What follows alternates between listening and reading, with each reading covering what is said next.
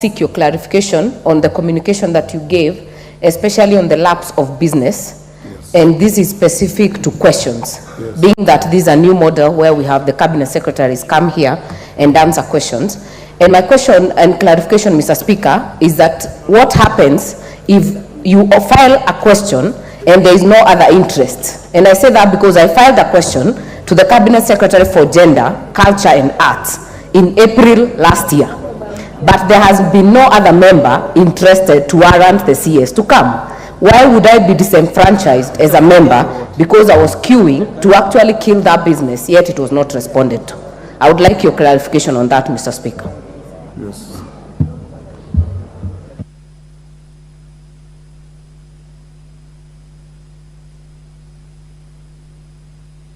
Majority Leader, you've heard what the Honorable Member for Gilgil has said, that in bringing ministers to this House, it matters not how many questions have been filed.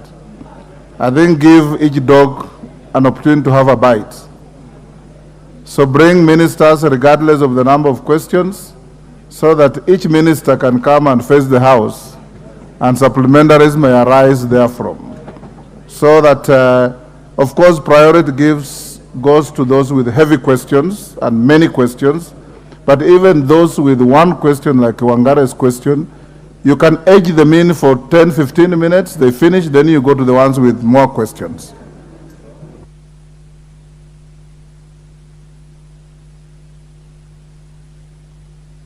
Yes, Junet, you have a point of order? Go ahead. Mr. Speaker, I am guided fully by your direction on the earlier matter of the CDF. Yes.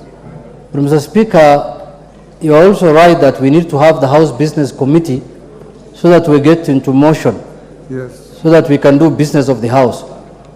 But Mr. Speaker, the fear of the members is that, if I may bring it to your attention, is that once House gets into business as supposed to be, the executive will not honor their word, they will not keep their word, it will be business as usual.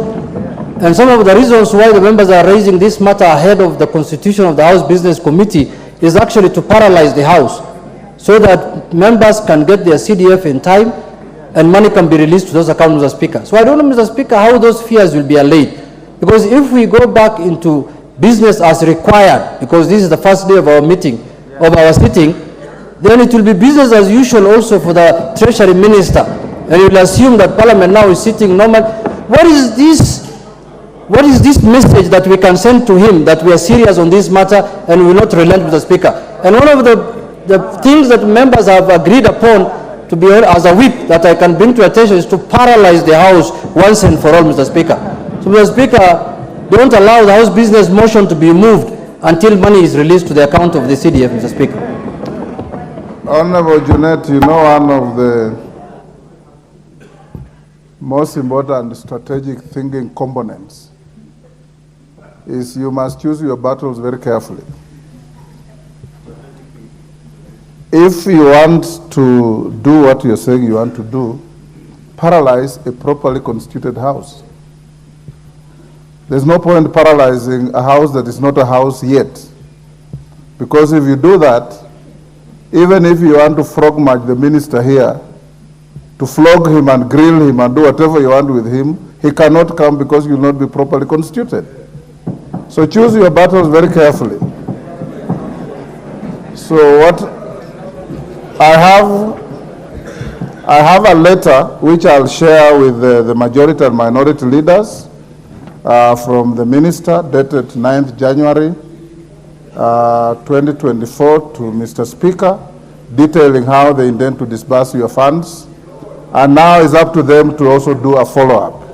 I'll ask the clerk to pass it on to them.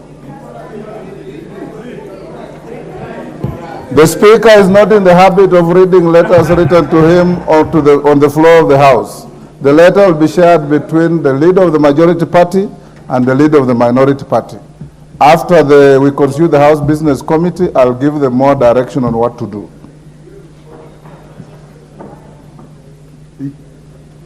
Yes, Dr. Makali Mulu.